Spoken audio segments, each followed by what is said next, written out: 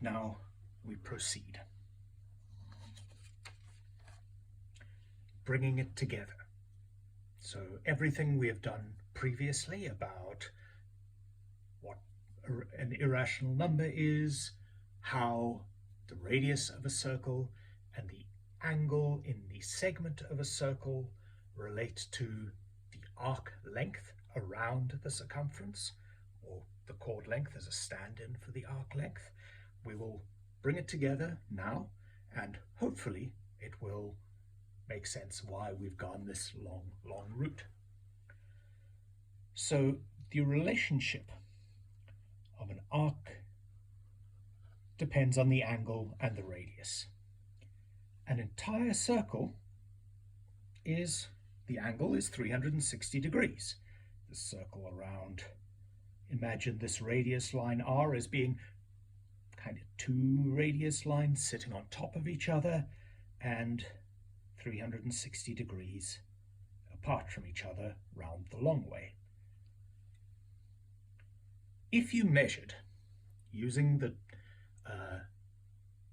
examples we used before of varying radius and varying angle, comparing those to arc length, you would be able to work this out.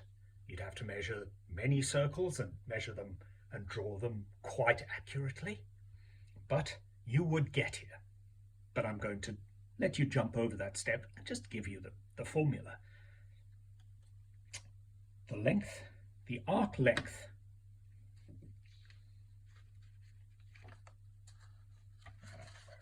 I'm going to flip back slightly. The arc length AB, depending on the angle, as we've established here, and depending, well, the arc length AB, depending on the radius and depending on the angle, is calculated by this formula. So the arc length is pi, this number that we've established is useful earlier, times twice the radius, times the fraction, theta, the angle. Remember,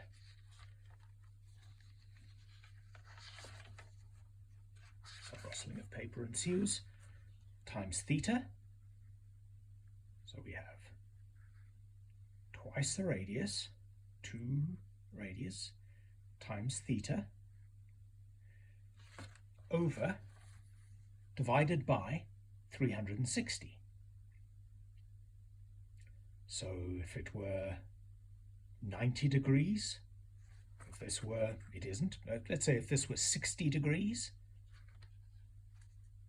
60 divided by 360 is 1/6, I think.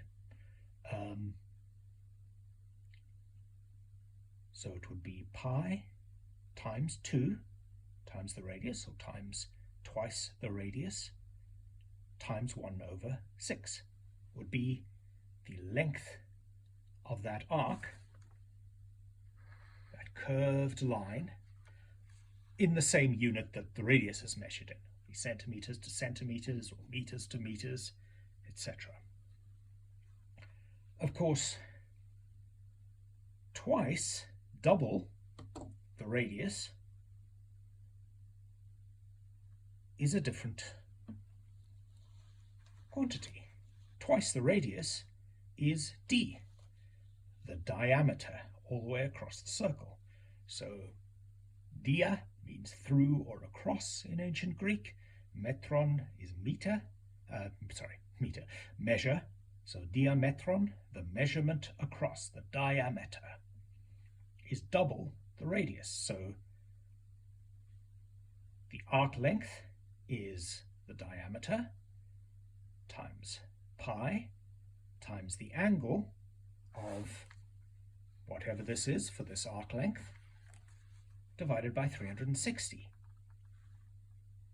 But if, as here, our angle between these two radii that are so close they're sitting on top of each other, that angle is 360 degrees.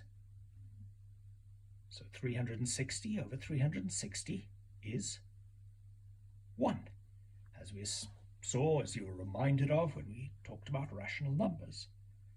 So pi times the diameter times 360 over 360 equals pi times the diameter times 1 equals pi times the diameter will give you the entire length of the circumference. And that is why one of the reasons why pi is useful when we talk about circles. It is the relationship between the radius and the circumference, or between the diameter and the circumference, diameter being twice the radius. As we've just established, c, the circumference, equals pi d times 360 over 360, which equals pi d times 1, which equals pi d, or pi 2r, because the radius from the center to the edge is twice the diameter, which is the distance from the radius, distance from the edge through the center to the edge as a straight line. And that gives us a situation where the arc length is the full circumference. So that pi d, c equals pi d, is a very useful tool for dealing with circles.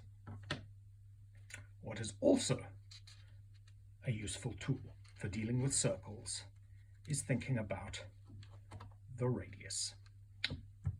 What nonsense am I talking? Thinking about the area. So we've dealt with the full circle.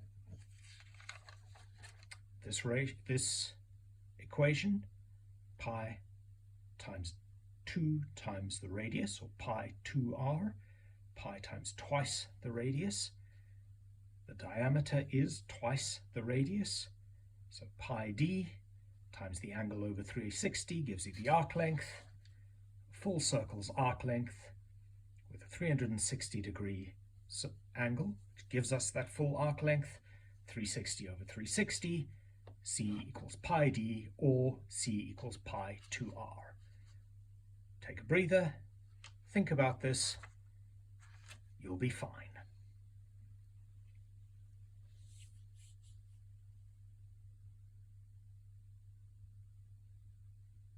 And now we proceed. Having dealt with the length around the circle, the circumference length as being pi d, the next thing for us to think about is area.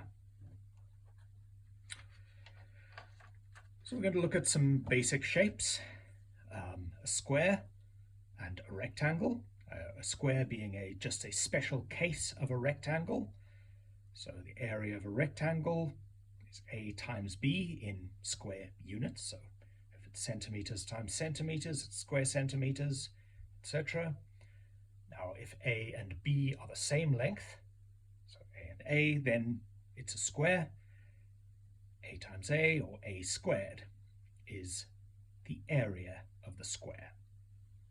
You know this very well. Now that's the simplest shape of which we can calculate the area. Triangles. I'm going to use right angle triangles because it's easy and we've started with squares and rectangles. This is the natural progression. So the triangle being, visually you can see two of these triangles make up the entire area of the rectangle. So the area of the triangle is half the area of the rectangle.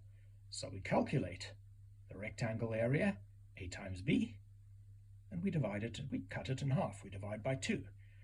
The area of this scalene right angle triangle, where a and b are different lengths, we use the formulation as a rectangle, a times b. An isosceles right angle, where a and a are the same, again, we just have a square. A times a squared, and we cut the square in half. So a triangle is a rectangle times a half. So there is a ratio of the area of the rectangle, AB, to the area of the triangle, AB over 2, and that is a constant ratio for right angle triangles and rectangles / squares. In many cases, to find the angle internal area of a shape, you will be able to see that the formula is where you start with a slightly different shape and apply a factor to give you a ratio of the one shape to the other shape, like a half in this case. For circles, we have the distance r, and you can see r is always the same length as r, no matter where in a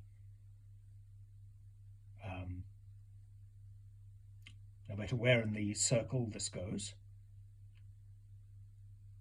We can think about the chord as the side of the triangle.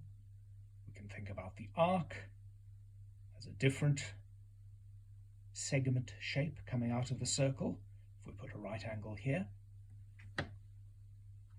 So and this is again one that you could calculate eventually doing it yourself, but I'm just going to show you how it works. To get the area of the square, we multiply r by r. So for the square,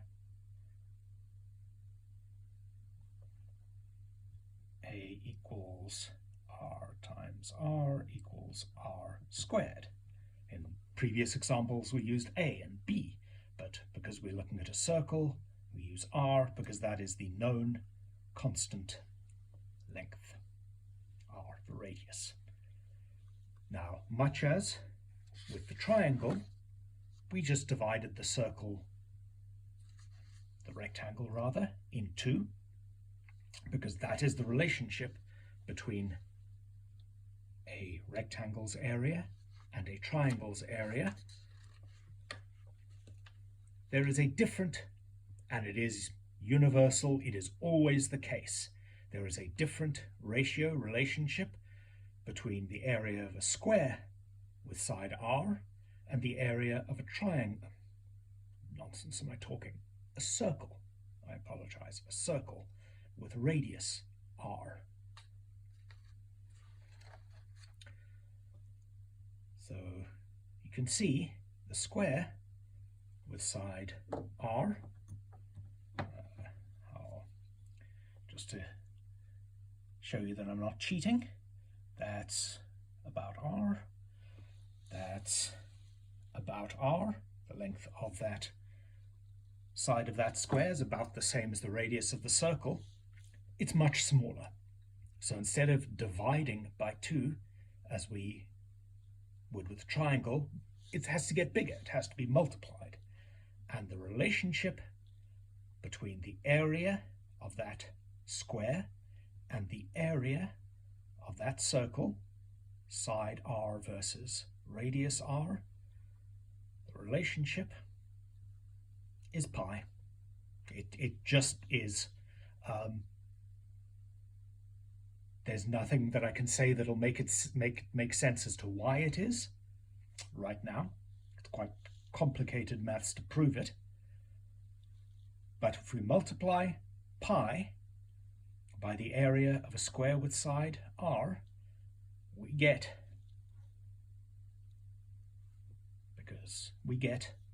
the area of a circle with radius r, because the area of the square is r times r. It's like magic. It just works every single time by the nature of how circles work. And now we have come to the end of our time. Pi is an irrational number. It goes on forever and ever and ever in ways that it's very difficult for us to write. We can't write it as a ratio. We can't write it as a fraction. Any actual maths we try and do with it becomes very difficult indeed if we want to be 100% accurate. Sometimes you will use an abbreviation for it, an approximation like 3.14, or longer ones, or 22/7 sometimes. And those are fine for kind of the purposes you're likely to have for a while. But sometimes it's also good to remember that we are using this letter pi to mean the entire number as it actually is, not our abbreviation. And that number, pi, is the number that defines the area of a square to the area of a circle, or the area of a circle to the radius of the circle. It is the number that defines the arc length of a segment of a circle to the radius and the internal angle. And if that internal angle becomes 360, that arc length becomes the entire circle. Therefore, pi also defines the relationship, defines the ratio, even though it's an irrational number, defines the ratio of the radius and the circumference of a circle. Good luck. Please tell me if you've had any problems either with the audio or the way I've explained something. I would like to help. You can send me questions anytime. Cheerio.